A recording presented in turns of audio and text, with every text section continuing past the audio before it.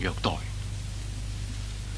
我過去嘅罪惡，好似永遠唔能夠離開我咁。唔通我盧文英前世做錯咗咩事，今世要我受盡精神嘅虐待，然之後先至輪到肉體死亡？我都知道有今日，10年前嘅今日，我殺咗人，但係10年後嘅今日，仇人嘅仔會唔會潛入嚟報仇？呢間別墅前邊係海嚟，後邊就係山。我行過去開咗隻窗，望出去，見到啲海水喺殘餘嘅光輝映照之下閃下閃下，海面上靜英英，乜嘢都冇。正在呢個時候，邊個？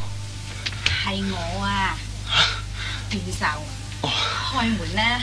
哦，你啦，媽，乜係你啊？係段壽，你做咩咁緊張啊？吓？冇嘢。咁夜你仲未瞓咩？我點瞓得着噶？媽，點解你面青青，手都震埋啊？段壽，呢封信係你我嘅？係。哦。嗱，阿媽嘅面色好蒼白，手震震咁交咗封信俾我。我知道係咩事。信封上面寫住盧文英收。一見到呢幾個字，我已經一額汗。但係喺阿媽面前，我極力掩飾我不安嘅情緒。媽，我有辦法解決呢件事嘅，你唔使擔心。呢件事我已經擔心咗10年，希望菩薩保佑，保佑你今日平安無事。咁以後我就唔使再擔心。如果你今日有咩不測，咁阿媽都唔想再做人啦。媽，呢10年來我提心吊膽，受盡精神虐待。今日就係我擺脫呢種痛苦嘅時候。你本來叫做盧文英，喺10年前，我同你改過個名叫做盧段壽。我就係希望將過去嘅冤仇完全斷絕。真係估唔到今日。媽，大丈夫一人做事一人當，做得出當然唔怕人哋嚟報仇啊嘛。如果我不幸死咗，你就離開呢樹，有咁遠去咁遠，好好地過埋下半世。段壽，你唔會死，你唔可以死嘅。媽，你唔好難過，你翻入房休息吧，我有辦法應付嘅。係咯。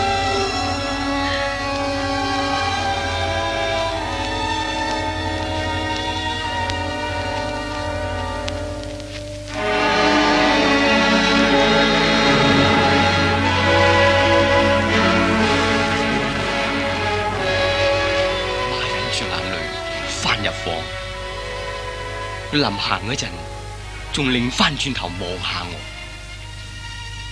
其實佢內心仲痛苦過我。等佢走咗之後，閂埋門，又閂埋啲窗，跟住我就喺櫃桶攞咗支槍出嚟準備。喺我等仇人嚟嘅時候，我拎嗰封信出嚟睇下。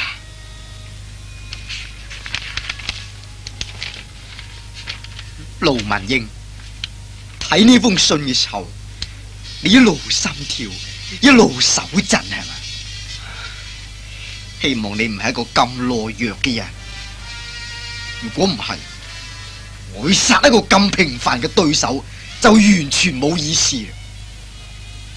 10年來，我知道你銷聲匿跡，仲改咗名叫做段壽。枯草道嘅春天仲會生出苗芽，凋謝咗嘅樹木亦都會再喺第2年開花。結咗仇可以了結咩？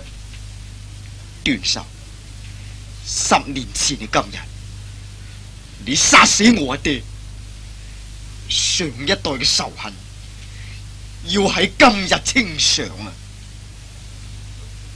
點解你唔敢面對現實，要改名做段壽？好，10年後嘅今晚，就等我哋斷咗呢個大仇，等我了結咗我10年來嘅心事啦。你讀過10年磨一劍，傷人未曾試呢個詩嘛？今日就係時候啦，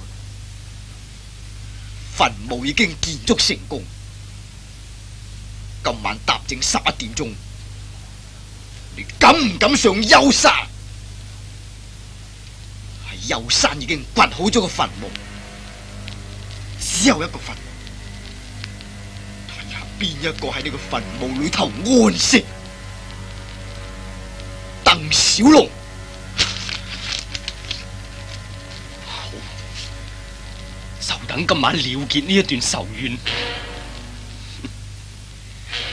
間別墅後邊就係幽山，佢已經喺幽山掘咗個墳墓。好，睇下邊個瞓喺裏邊。而家10點半，我喺樹等到11點，我就不顧生死，單刀赴會。我攞支槍出嚟，上滿子彈，但係我一拎起啲子彈，就覺得10年前嘅事喺我眼前再出現咁啦。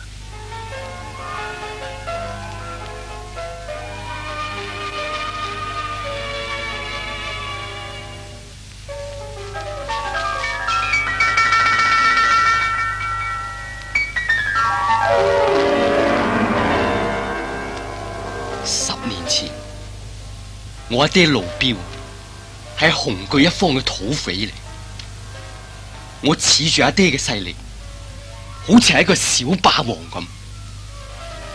當時我血氣方剛，唔能夠戒之在色，亦唔能夠戒之在鬥。我哋打家劫舍、奸淫邪盜，無所不為。江湖上嘅好漢，個個都識我哋盧家兩父子嘅。阿爹係一個殺人唔眨眼嘅大賊，我雖然係作惡多端，但係就始終未殺過人。有陣時我仲扮成翩翩公子，混入嗰啲高貴嘅交際場所活動添。估唔到就係咁，我就揾到一個愛人，佢叫做鄧珊瑚。點知道佢爸爸就係鄧伯龍探長，係我哋嘅死對頭嚟。所謂冤家路窄，阿爹哋就勢不兩立，我哋就變成情人。冇幾耐，珊瑚都知道呢個秘密，但係佢因為愛我，就冇將我哋嘅事講俾佢爸爸知。有一日，鄧伯龍帶領佢啲部下圍剿我哋嘅地盤，我哋一發覺，即刻同佢哋駁火啦。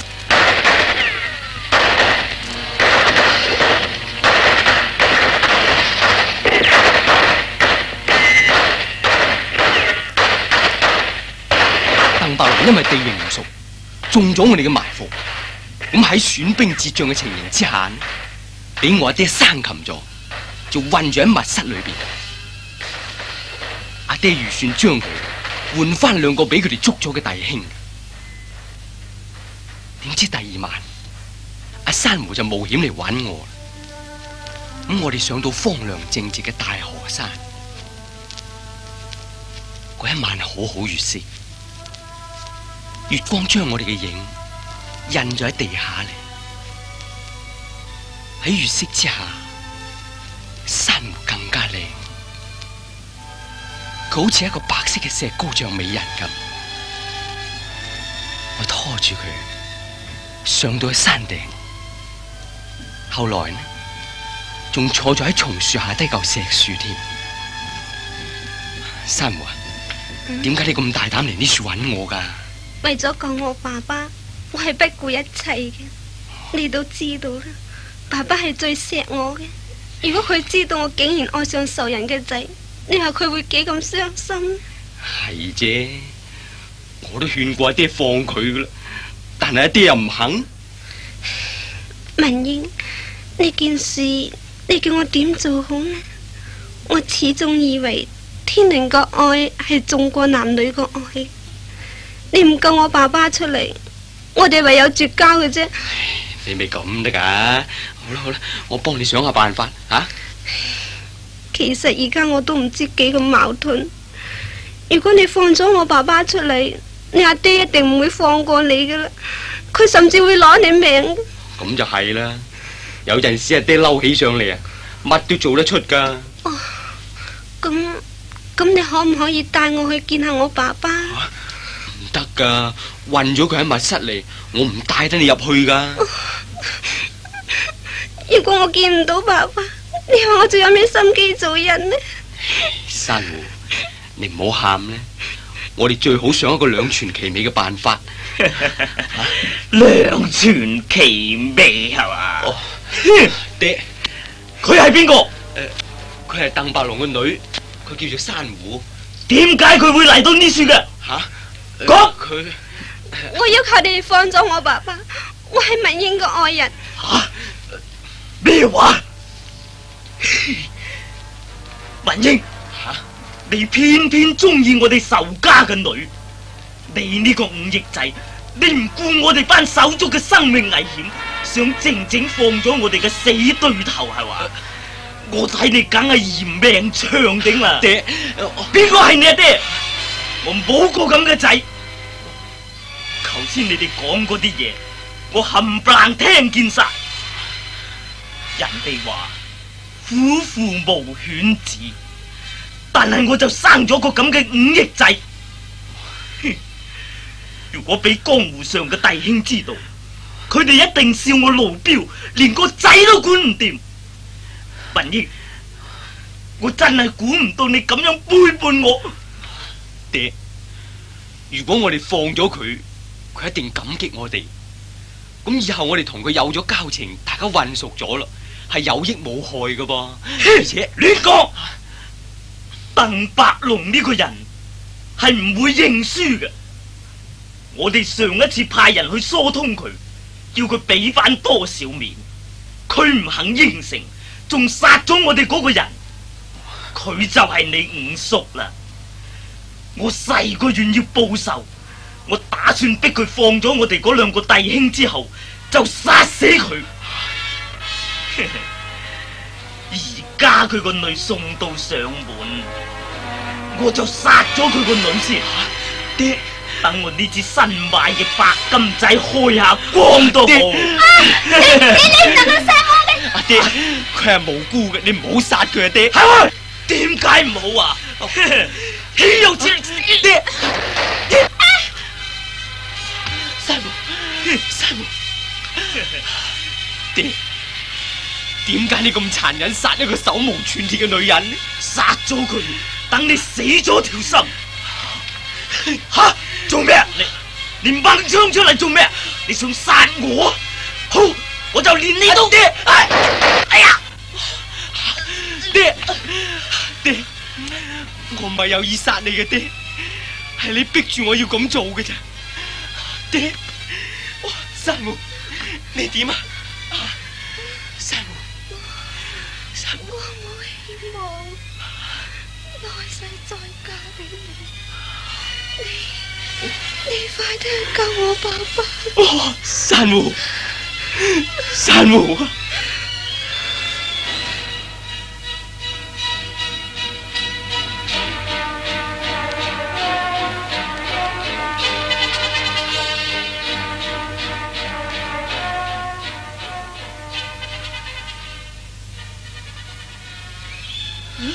文英啊，做咩你面青青咁做咩啊？吓！媽，我做錯咗一件事，我做咗一件大逆不道嘅事。咩話？你講咩話？我殺死咗阿爹。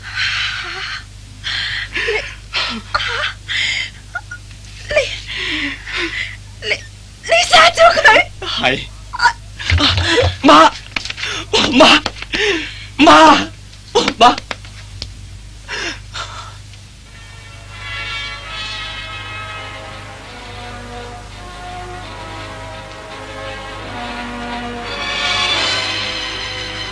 暈低喺地，我都唔知點算好。我諗下，如果啲弟兄知道咗呢件事，佢哋一定會殺咗我。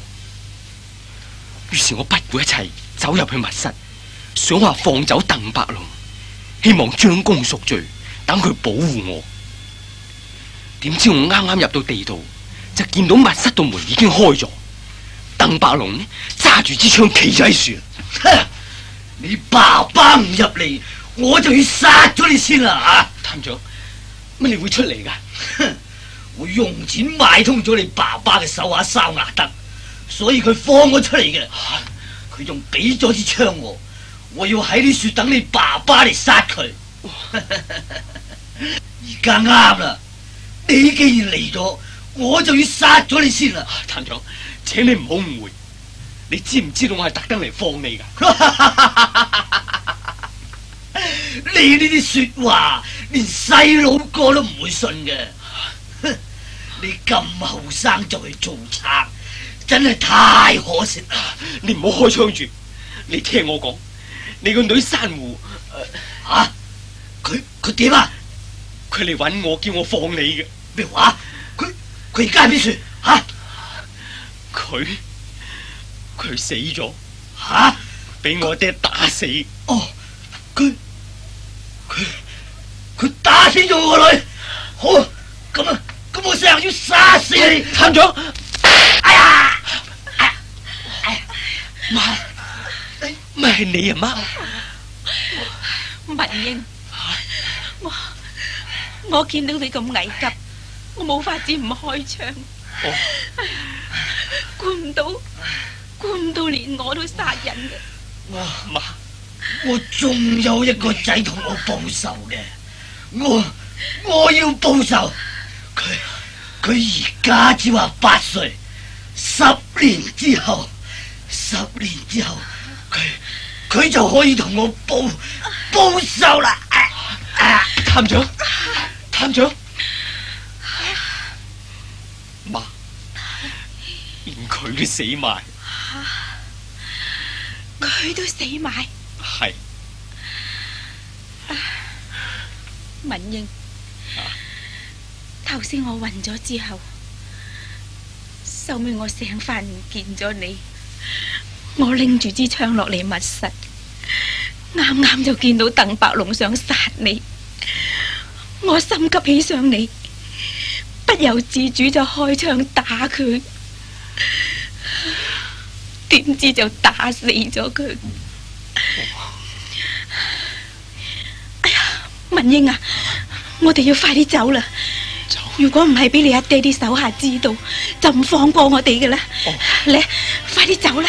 好啦，走啦媽。係啦。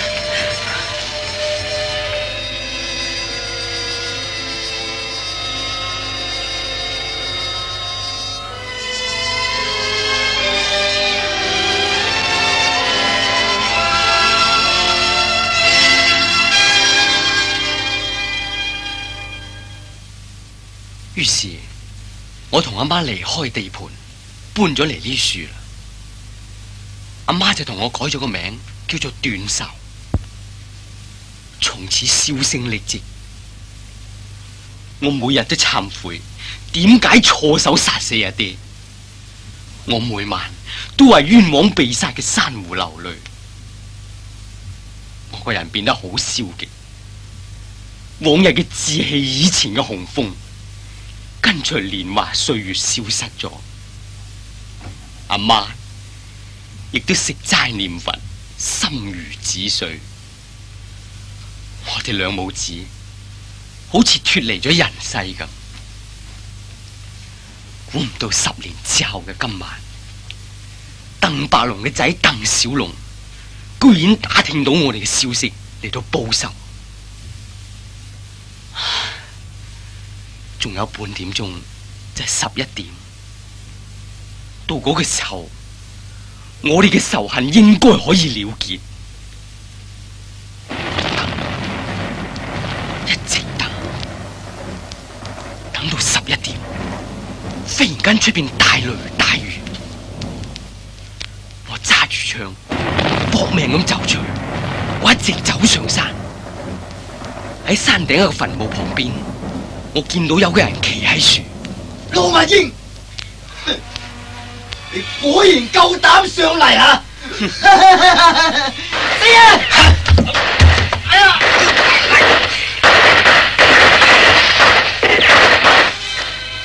盧文英，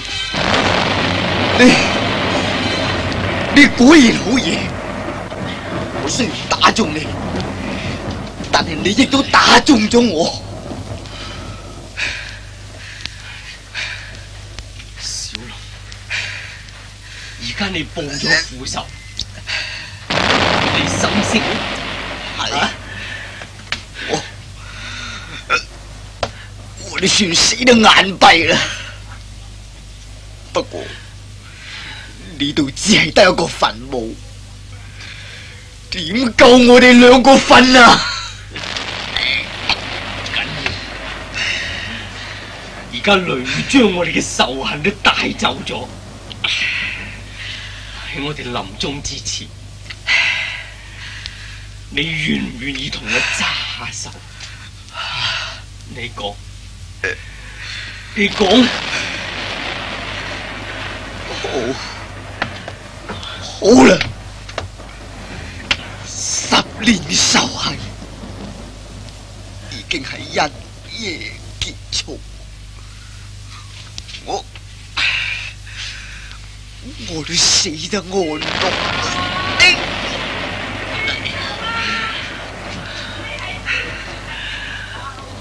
阿媽叫我，但係我冇辦法應佢。而家大風大雨，我哋嘅血混埋一齊。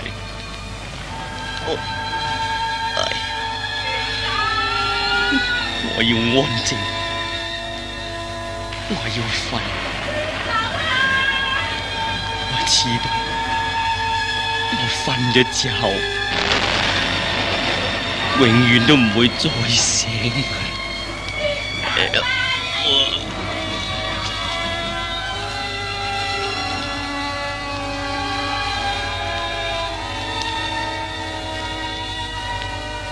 偵探小說《賊網恩仇》現在經已播放完畢。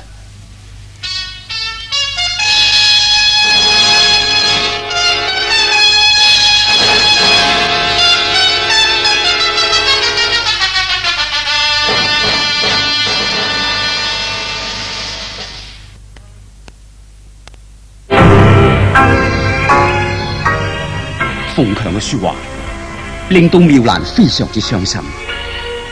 後來吳賢嚟到啦，妙蘭對佢嘅態度好冷淡，吳賢就好失望咁翻去宿舍。佢受唔住情愛嘅打擊，喺呢段日子裏邊，佢消沉憔悴。失戀本來係一件好平常嘅事，但係都要有一個理由噶。而吳賢佢就不明所以，佢冇膽再去揾郭妙蘭。好幾次佢打電話俾妙蘭，對方認出佢把聲啫，就即刻收線啦。喺失意之餘，吳賢就唯有借酒消愁。每次佢飲完酒之後，就喺街上漫無目的咁周圍行，直到3更半夜，佢先至好失望咁翻去宿舍。有晚大雨淋嚟，佢正在行出酒店門口，突然間有架的士由佢身邊度擦過，佢望下，見到妙蘭坐喺車裏邊，佢身邊仲有一個男人，原來就係馮強嚟。佢即刻追上去，但係個的士已經駛咗去啦，而佢自己呢，亦都跌咗落去水潭樹。由於體力不支，結果佢就暈咗。後來佢就俾人送入去醫院度啦。為咗呢件事，佢冷病咗，足足休養咗半個月先至好返。佢出院嘅時候，突然間見到妙蘭嚟睇病。原來妙蘭對眼已經盲咗。佢行埋去慰問，同時仲婉言解釋，但係妙蘭仍然誤會佢。佢好失望咁翻去宿舍，想話揾阿馮強嘅，點知唔見咗馮強嘅蹤跡。於是佢就問下其他嘅同學啦，先至知道馮強已經搬咗出去外邊公寓度住啦。一直到考文憑試嗰日，先至喺學校嘅市場說見到佢。馮強，你嘅手段太卑鄙，我而家先知道，妙蘭唔見我，原來誤會我喺澳門接表妹。冇錯，我係去接表妹啊，不過唔係接佢翻嚟結婚噃。佢千辛萬苦走出嚟，舅父叫我去接佢過嚟香港住啫嘛。哼，點知你就利用呢個機會中傷我哋，你用金錢物質討好妙蘭嘅媽媽，你搶咗妙蘭去。你搶咗都唔再講，估唔到1-2個月啫，你又拋棄佢，哈！好笑啦！喂，你而家算點啊？點啊？教訓我，鬧我添咯噃，係嘛？你對我唔住，你對佢唔住，你知唔知？而家妙蘭對眼盲咗啦，你就離開佢？你有冇良心啊？你自己講啦！哦，我點可以愛一個盲妹呢？你識佢嗰陣時，佢未盲噶噃。我以前使咗好多錢喺佢處噶咯噃。馮強，你唔應該用金錢玩弄一個純潔嘅少女嘅，你知嘛？哼！大少爺中意點就點。喂，你係我同學嚟啫噃，咁多事做咩？聽日考完試啦，我搭飛機翻去新加坡，免治佢阿媽成日嚟冤住我。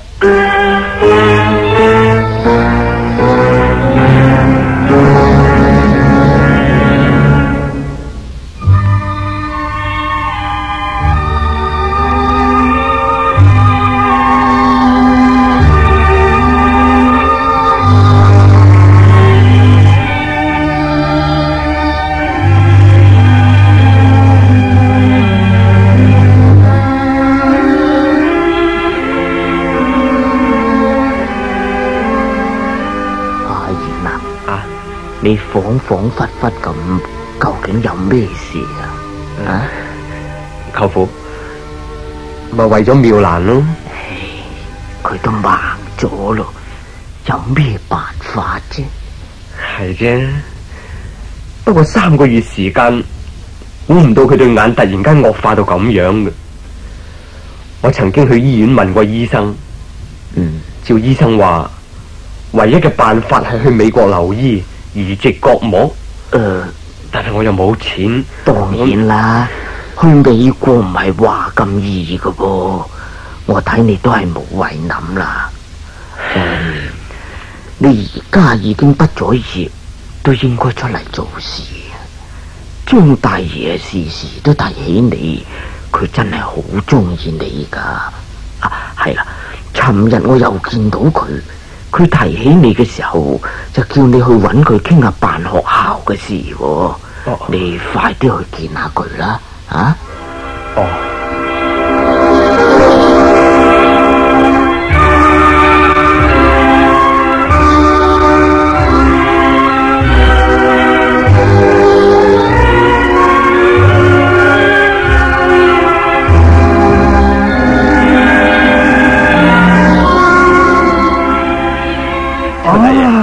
吳生係嘛？唔見好耐，喂，點解唔嚟坐啫？啱啱考完試啫嘛，一路要溫習，所以唔得閒嚟拜候你。喂，點啊？乜瘦咗咁多啊？一定係咪書，所以成個人都瘦咗啦，係嘛？休息多啲，保養翻咗啊！吓，點啊？而家讀完書畢咗業啦？係，畢咗業啦。我本來早就要嚟請教你關於辦學校嘅事嘅。啱晒啦！我就係想同你傾下。辦一間學校呢要好多錢嘅，一定要有大爺你幫忙先得。哦，錢我有，不過我一生勞苦，雖然賺咗好多錢啊，只係而家老咯，呢啲錢呢亦帶唔落棺材，所以我拎全部財產去辦學校呢，我都心甘情願噶。係，不過我啊得一粒女嗱，我又好痛錫佢嘅，我就希望佢以後呢都能夠過啲幸福嘅日子。佢細個嗰陣啊。